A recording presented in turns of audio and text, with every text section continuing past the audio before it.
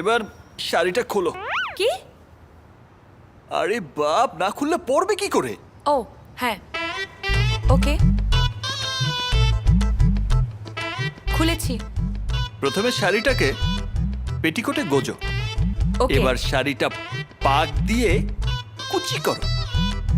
এবার কুচিটা ভালো করে এবার গোজো। এবার আঁচলটাকে গায়ে জড়িয়ে নাও। দেখো তো রাজা, কেমন লাগছে? দারুণ। তোমাকে এত সুন্দর লাগছে কেন জানো? কেন? কারণ তোমার বিউটি স্পটটা খুব আনকমন স্পটে।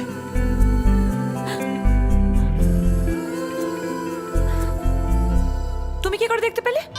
বারে, তুমি তো আমাকে জোর করে আয়নার সামনে দাঁড় করিয়েছো।